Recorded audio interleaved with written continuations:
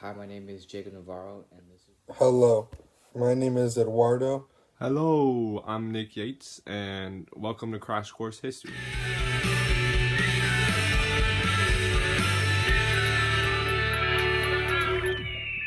Politics in the 1980s was nothing too big, with Ronald Reagan being elected and would pursue his presidency in trying to prevent the spread of communism.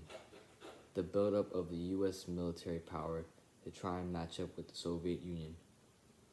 Reagan wanted the Soviets to dismantle the Berlin Wall. Next, on to the economics that showed in April of 1980, inflation peaked in the U.S. at 14.76% and fell to a low of 1.10% in December of 1986, but then came and bounced back to 4.65% at the end of the decade. Many countries would also develop a debt crisis, just like how the US had inflation in the early 1980s. European cars and clothing became more common and fashionable in the US. To do with the economics in the US, medicine had made advances, and for electronics, arcade games have been growing in popularity, and many Nintendo games came out throughout the 80s. Pop culture in the 80s consists of lots of singers slash artists, as in Michael Jackson and Madonna, who was one of the more successful females in the 1980s. On to our next era, which is the 1990s. In the 1990s, this was the era where there was a lot of spreading of capitalism, and North America had made a North America Free Trade Agreement where America was able to trade goods to other specific countries. This decade, due to the internet and an explosion of technology, had a great prosperity in the United States. The U.S. economics experienced their longest period of peacetime economic expansion at the beginning of 1991.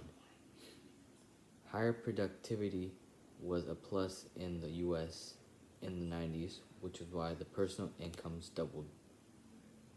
To do with the society, a third wave of feminism was going on, which lots of protesters took center stage, which lots of people demonstrated all across the US, which then a Violence Against Women Act was passed, which greatly affected the world community through the United Nations. Through this time, the O.J. Simpson murder case was a big trial case in the 90s, which O.J. came out not guilty in the end. In the film industry, the 90s highest grossing film was The Titanic, and also VHS tapes would be used in the 90s as well. The 90s had a couple of differences compared to the 80s, with better advancements, which would be usual because how we evolve very fast in technology and move and more things like that. Okay, now to talk about the 2000s. The first thing that has a shift on the United States in the early 2000s would be governmental shifts, such as the election of George W. Bush, which he became president in 2001, and the economy in a growing debt. So after the September 11th, 2001 attacks, the U.S. economy stalled, and for a brief time, tax receipts slowed. The debt continued to increase due to spending on Homeland Security, the Iraq War, and programs such as Medicare. The 9/11 attacks were a series of 4 coordinated suicide terrorist attacks carried out by the militant Islamic extremist network Al-Qaeda against the United States. This mass murderous attack caused nearly 3,000 deaths and around 25,000 injured. It also caused the United States to launch an ongoing international military campaign, popularly known as the War on Terror. Now, another big change for the United States during the early 2000s was cultural and society changes. Things like reality television began to become more popular in the late 90s and even more in the early 2000s. So as technology is slowly but rapidly increasing at the time, new inventions and gadgets such as the iPod and MP player allow you to listen to music just entirely from your pocket. Music in general at the time was also changing and becoming more of a pop music era. Unlike many past decades, the 2000s did not see the creation or emergence of many styles, with the exception of few indie-related genres such as emo and electronic subgenres. Other things can be attributed to the decade from a musical point of view, such as the common and mainstream usage of pitch correction software called Auto-Tune, as well as the rise of the internet, media player programs such as iTunes Music, and video sharing websites such as YouTube. Okay, so the mystery document says, "We become the heirs of Martin Luther King Jr. by not remembering people by the color of their skin, but by the content of their character. This means that people of every race, religion, and ethnicity can be full and equally American. It means that bigotry or white supremacy in any form is blasphemy against the American creed. And it means that the very identity of our nation depends on the passing of civic ideals to the next generation." Nearing closer to the present day in the 2010s, some political aspects that happened throughout this year was when Barack Obama started a Patient Protection and Affordable Care Act into law, which was called Obamacare, which was a reform of the U.S. healthcare system. Republicans started to become a more dominant party in the House of Representatives in 2010, and 2 years later, Barack Obama was re-elected, beating the Republican nominee Mitt Romney. After Obama's run, Donald Trump was elected and was eventually impeached through him getting charged of abuse of power and obstruction of Congress, or maybe it might have been his Twitter tweets also. The economic state of the U.S. in the 2010s was showing drastic rises in only one area in the U.S., which was California, where San Francisco's houses would increase in price.